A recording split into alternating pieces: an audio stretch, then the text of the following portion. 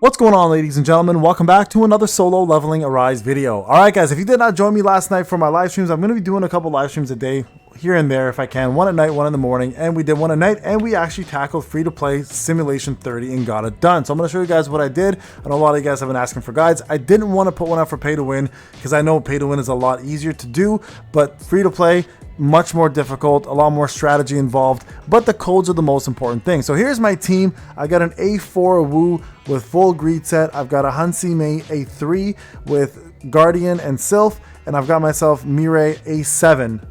Okay, so A4, A3, A7, and then I've got Curse and I've got Obsidian on her. Okay, so those are the sets. My power is 832k. You guys can see right above here, 832k. And you can watch the whole run if you like on the live stream, of course, plus Bleach and everything else that we played. It was actually a lot of fun. And you can see the power at Sim 30 is almost 2 billion. Or 2 million, it's not 2 billion. Imagine 2 billion, 2 million, sorry. So you are in the red. I'm literally like 1.1, almost 1.2 million below the requirement, right? So pretty high. So I'm going to show you guys the entire run, kind of go over the codes that we used and what we strategized with. Now, please bear with me a little bit here. I'm going to go through all the codes. Now, certain codes we chose, okay? So for example, for this one here, I refreshed a few times, and then the code that we decided to go with, I'll show you in a few seconds, kind of worked with the, with the crowd.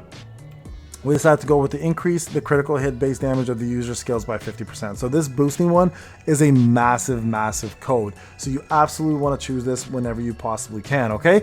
Now, this one here, you want to try to get the legendary because all of Mirai's skills are just going to hit that much harder, okay? That's why this one's important. So we chose that one first. We went ahead, did the boss. So once we've completed these guys here, I'll show you guys the code for this one here as well. Let me just kill this guy off. I'm going to fast forward a lot of this just so you guys can see mostly the codes and the run. Okay, so here it is right there. So this one coming up here, we decided to go with the shield. Now this shield one is important because Hansime does give a shield, plus you can get yourself shields off of specific firewalls, which there's one that pops up every 10 seconds, for example, and that one will obviously increase your damage, and it stacks up to 20 times. So that damage one is huge, and if you can get that one also powered up to legendary, you're cooking, okay? So it is important to bring Hansime into the battles here and there in order to survive. Now, everything in this mode does kill you instantly, okay? Just so you guys are aware, I had to restart that fight because I died. And again, if you are going to just coming in with just Mirai, you can't win this fight. You're going to need to utilize that shield usage, right? You guys can see there's no shield. Now, if you are going to put a core on, very important to make sure that the core that you have on for Mirai is going to be the ultimate, set the middle one, cast your ultimate, get a shield. It'll just boost your damage even that much more. But you guys can see whenever she comes in, I do have a shield right there, the green shield from Hansime. So make sure you do have that on you, and you will continue stacking that damage increase throughout the entire battle. Okay, so we're gonna fast forward this a bit again. Battle is pretty straightforward. We have enough time to finish it, and then I'll show you guys the third code that we get here. Let me just get this out of the way. And these upcoming codes are going to be very important here, okay? So you guys can see right here, I've got myself the shield, get crit hit rate and crit hit damage.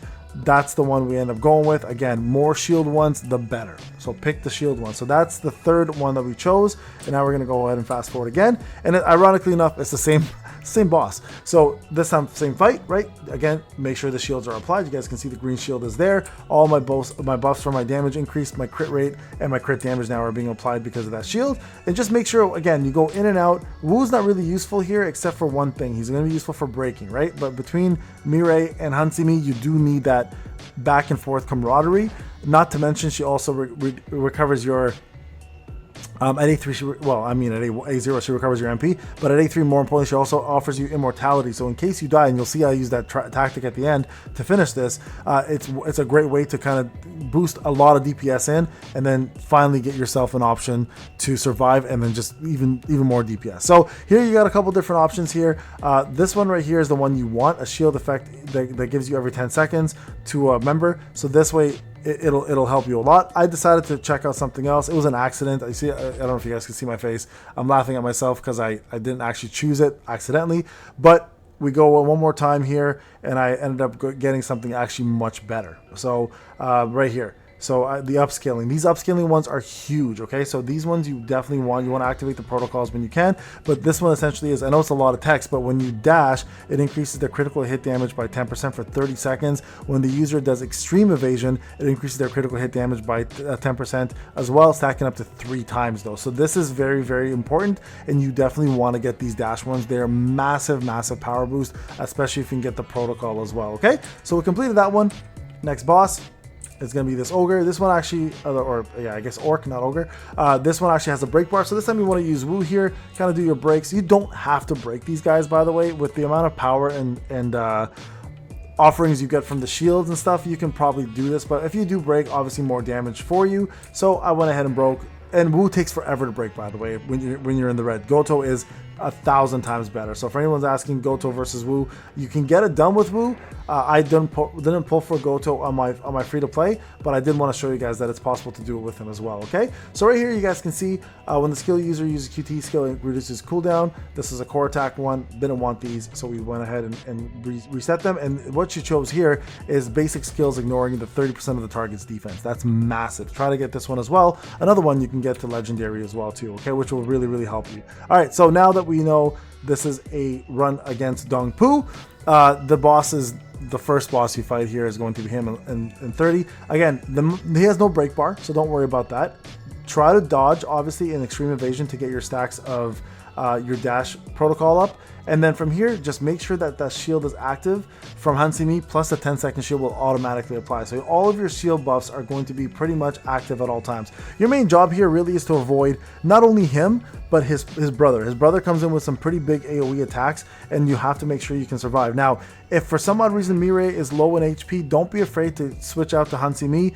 Cast the circle, regenerate some health with her ultimate, plus the circle will give you immortality, and you can just boost your DPS even further, right? So you guys can see here, massive damage from his brother. Like, came in and did a ton of damage. So you guys can see right there, I went out, got myself set up for the ultimate, healed myself up, and just did the fight, all right? So you guys can watch this whole fight if you want on the live stream, but I'm going to go fast forward here. I think more importantly, a lot of you guys are waiting for the codes that you should use or go for in the actual fight itself. So I want to show you guys the fight.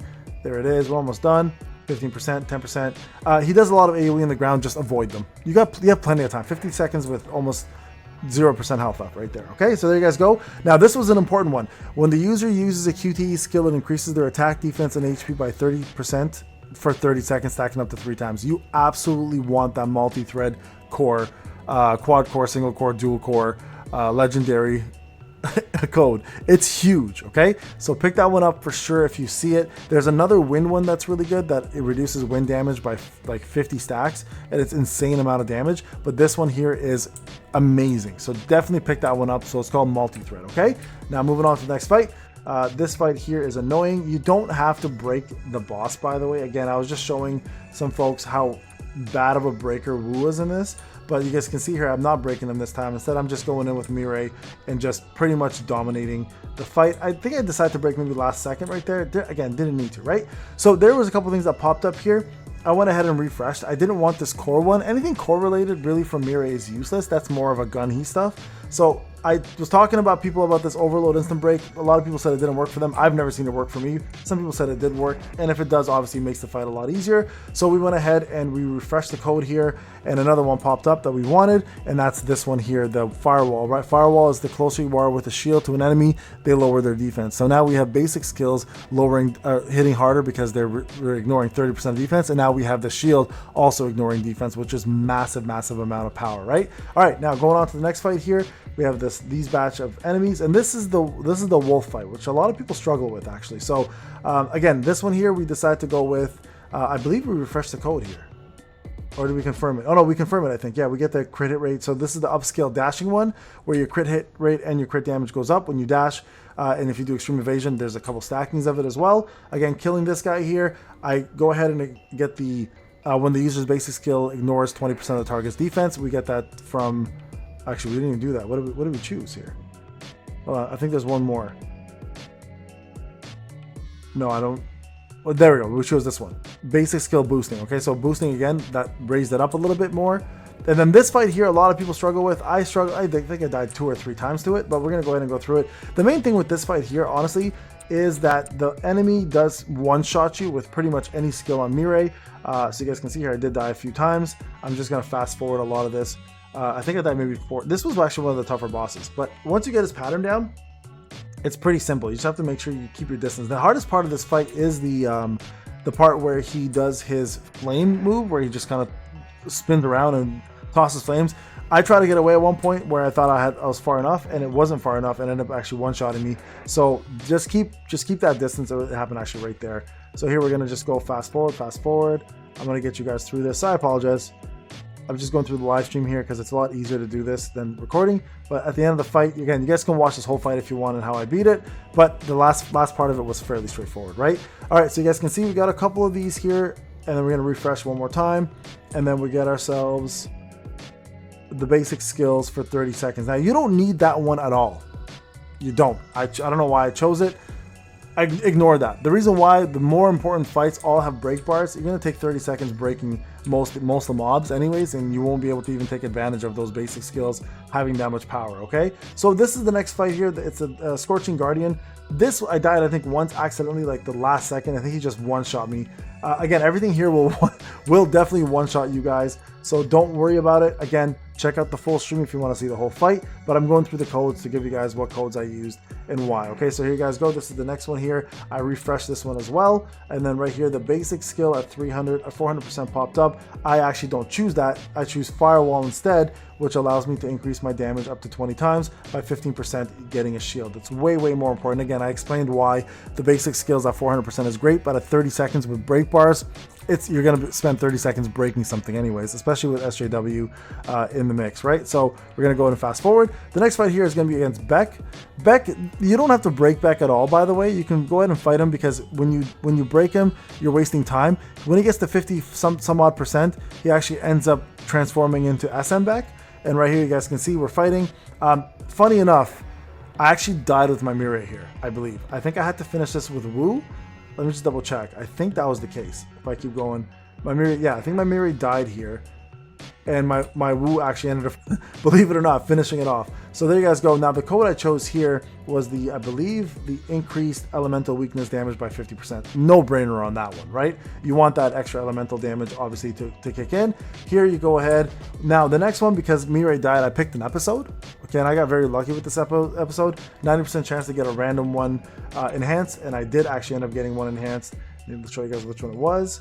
Sorry, I think I did this real quick to tell you. There it is. I got the it was the shield one, I think. Yeah, critical hit rate and critical hit damage by 10% for 10 seconds. So I got that one actually moved up, and that was actually great to get an enhancement on.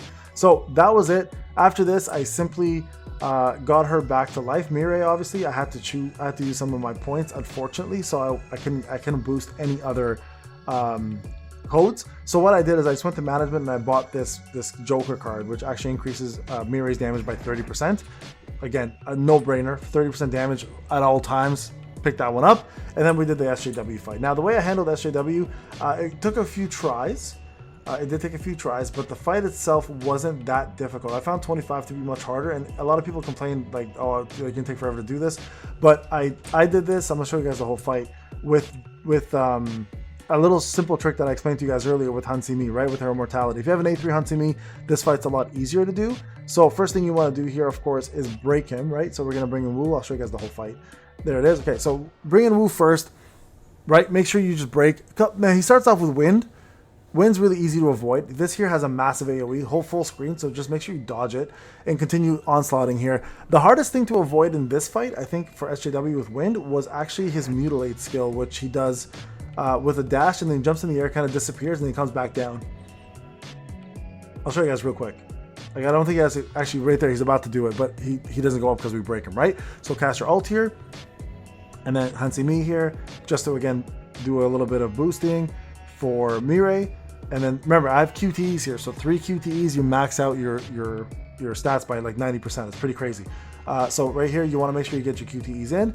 And then for this, right, see this whole circle thing, the garden that she does at A3, if you die in there, you come back with almost full health and have immortality for a little while as well. So it's a great way to avoid the Igris part, where you can just pretty much cast it, DPS to your heart's content as much as you possibly can, die in that little circle, and then go back in and finish off the job, right? And that's what I end up doing, so you'll see. So in the beginning right here, you want to use Mirai as much as you can. Hansimi, because you're going to get an automatic shield because of your code, right? This is an easy one. Once you get him to like 70%, he go, or 69%, or maybe 70%, this is the skill I was referring to right there, that one. You need to, you'll get him into the next phase, which is fire in this case. So it goes wind, fire, and then I think it is maybe light at the end or dark, I forget. But you guys can see I took pretty big damage here. Just be careful if you do take a lot of damage like this. He does do a crosshairs, which hits really hard and has a massive hitbox. So just make sure you cast some heals like I just did there. You guys can see back to Mirai being almost full health now. And then the shield, of course, will pop up. There it is. Will help you at least take one or two hits. Most likely just one hit before you die, especially at this level, right? So there it is. Fire stance is up. And now we're going to go ahead and bring him down. Now, you ideally want to catch him changing stances when he has a long cast. Like, he has a couple moves that he casts really long, and I think Fire's case, he does Night Killer, where he kind of like channels it and then slices up. If you can catch him in that, you can actually take him down even more HP before he goes into his next phase and cast Igris. And when he's casting Igris as well, guys, you absolutely want to make sure that you are doing as much DPS on him as possible with Mirai, and then just swap out to somebody that can, you know, like to Wu, for example, who can actually stun Igris. And I use that quite a bit in this fight, where I actually stun Igris with Wu, so that way he's not getting off some of his bigger skills. So right here you guys can see, like I said, he's channeling a move. There's Dark Stance now, we got up to 32%. And this is where you kind of want to go gangbusters a little bit, but when he summons the Shadow, you'll notice I kind of get out of there, and I summon Wu in here, and Wu actually can punch with his core, and right there it stuns, right? And that stun is big, because some of the Igris's attacks are fast, and they're long distance, and they'll 100% one-shot you. So just make sure you can cast that away, okay? So here you guys can see, I bring in the Immortality, this is what I was referring to, and SJW is at 24%. So right now, if I just do as much damage as possible, but I can maintain a little bit of health and not use Immortality right away, I can take him down pretty heavily right here, right? And you guys can see I'm doing that right now. So 17-15%. Now that's gone though. So when it's gone, I just bring in Wu again. Wu dies, that's fine. I just need to make sure that Hansimi has the ability to cast that skill one more time, right? And you can see I'm running around here. I've got 54 seconds with 8%. And this is what I'm talking about right here. Watch, it's gonna cast very shortly. There it is. Now you bring in Mirai and you go in as hard as you can. Even if she dies, and she just did right there. Look, my HP came back and I'm good to go again, right? I actually didn't even capitalize on this, unfortunately. I normally do, but you guys can see that last Immortality second there got the job done. All right, so there you guys have it. Full Sim 30 completed as free to play. It's very doable with the proper codes. You don't need crazy stats, nor do you need a crazy account. I did this at 832k versus almost 2 million, right? And you guys can see at the end of the day, we get our rewards. So if anybody asks me, well, how come I have like 89,000 Essence Stones? Well, I did 25 today and 30 today. And the 31, obviously, they both give you about cumulative, I think, over 13k, because my key actually gave me 750 on 25 as well on top of that. So there you guys have it, full 30 completed.